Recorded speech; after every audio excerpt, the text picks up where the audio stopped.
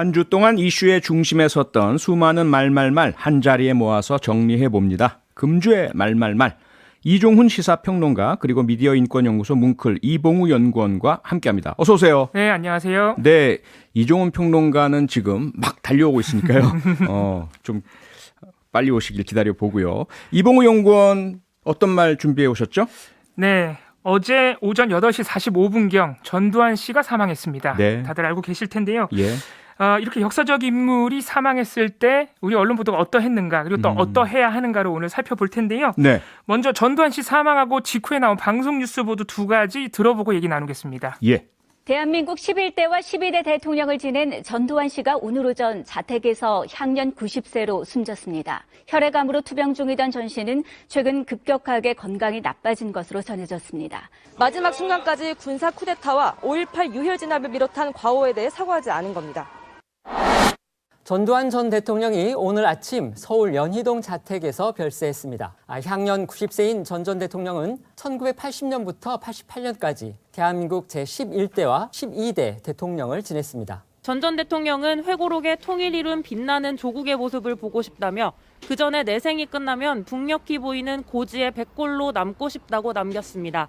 좀 차이가 보이시나요? 네, 두 방송이 글쎄요, 같은 대한민국 방송인데 네. 상당히 좀 다르게 느껴지네요. 차이가 느껴지시죠? 네네. 예. 이게 작지만 또 큰 차이입니다. 일단 첫 번째 뉴스에서는 별세라는 표현을 안 썼고요. 예. 두 번째 뉴스에서 별세라는 표현을 썼습니다. 네.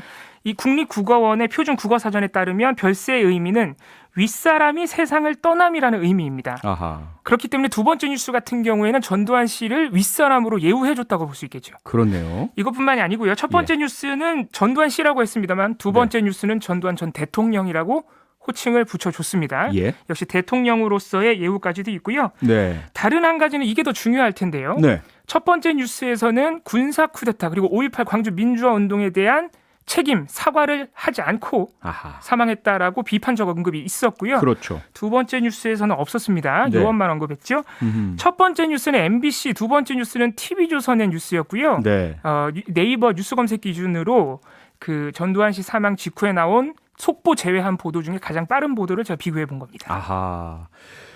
가장 빨리 나온 두 방송국의 뉴스 보도. 그런데 이렇게 달랐다. 빨리 나왔다는 것은 어찌 보면 많은 어떤 의사소통의 어떤 회의에 시간이 없는 상태에서 그 네. 방송국이 가지고 있는 그런 인식이 그대로 드러났다. 이렇게 볼 수 그렇습니다. 있겠네요. 정식 리포트이기도 하고요. 현장 예. 연결이기도 했고요. 두 리포트 모두. 아, 예. 네. 자, 그런데 외신 한번 볼까요? 미국 뉴욕 타임즈는 전두환 군사 독재자가 사망했다라고 제목을 뽑았지 않습니까? 예. 그리고 죄수복을 입은 사진을 썼어요. 굉장히 화제가 됐습니다. 네, 그리고 예. 국내에서 말씀하신 것처럼 엄청나게 화제가 많이 됐고, 그런데 국내 언론은 상당히 온도차가 있습니다. 예, 많이 달라요. 매체별로 온도 차이가 있는 상황입니다. 예. 그래서 이번에 한번 신문을 볼 텐데요. 네. 오늘자 신문 1면에 전두환 씨 사망 관련 기사들의 제목과 소제목만 한번 비교해 보겠습니다. 네. 지금 화면에 유튜브에 사진이 아마 뜰 텐데요. 아, 예. 이 제목과 소제목만 봐서 사실 매체별로 차이가 상당히 뚜렷합니다. 아하. 경향신문의 오늘자 1면 기사 제목 보시면 학살자 전두환 사망. 네. 아주 간명하고도 정확하게 네.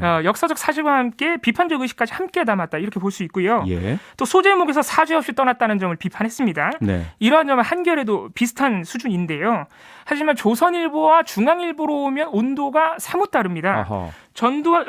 조선일보 같은 경우에는 5월 아픔 외면한 채 전두환 전 대통령 별세라고 썼죠. 네. 역시 조선일보도 전 대통령 별세 예우 표현을 썼고요. 음흠.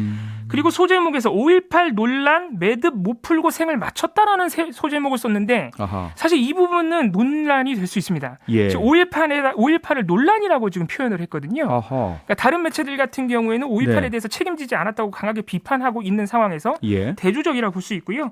중앙일보 역시도 12.12, 5.18 굴곡진 현대사 주역이라는 소제목을 달았습니다. 아하. 그러니까 이게 지금 비판적인 언급을 하지 않음을 넘어서 네. 현대사 주역이라는 표현은 자칫하면은 사실 긍정적으로도 읽힐 수 있는 표현들인데 네네.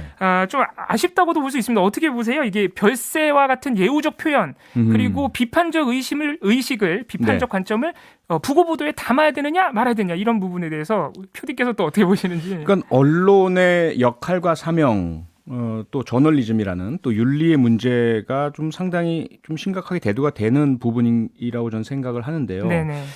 어떻게 보자면 요사이 이 신문이나 방송들이 그 경영난, 수익 구조 악화 이런 것들에 시달리다 보니까 네. 가장 먼저 신경 쓰는 것이 주 독자층, 주 시청자층일 거란 생각은 들어요. 아, 그러다 예. 보니까 조선일보나 중앙일보 같은 경우에는 주 독자층이 이런 인식을 하고 있을 것이다 라는 그런 예단 하에서 이런 표현을 쓰지 않나 싶긴 한데 역사적 사실이라든지 사법적 판단과 다른 걸 쓰면 안 되잖아요. 그렇습니다. 네. 사실 이게 좀 안타까운 부분인데 말씀하신 점도 좀 안타까워요. 왜냐하면은 이 전두환 씨가 이제 과거에 쿠데타나 그러니까 군사 반란이나 5.18 광주 민주화운동 유혈 진압 같은 경우에는 네. 이것도 진보 보수 예, 측면이 아니지 않습니까? 아니죠. 예, 역사적으로 네. 분명히 확인된 사실이고 그럼요. 그런 과오를 우리가 직시하지 않으면 예를 들어서 공이 있다고 하더라도 예. 그런 심각한 과를 우리가 직시하지 않으면 공에 대한 평가도 사실 불가능하다고도 볼 수 있기 때문에 예. 상당히 아쉽습니다. 지금 표디께서 말씀하신 대로 예. 사실 보수지 경제지는 거의 대부분 예우 표현을 다 쓰고 있고요. 아하. 상대적으로 이제 소위 진보지라고 할 수 있는 매체들에 비해서는 네. 비판적인 관점도 상당히 부족한 상황입니다. 네. 그런 상황이고 이거는 사망 직후에 나왔던 어제 보도들도 마찬가지입니다. 예. 아까 잠깐 말씀드렸다시피 오히려 해외 매체에서 비판적인 제목을 뽑고 사진을 쓰고 한 부분들이 화제가 됐어요. 네.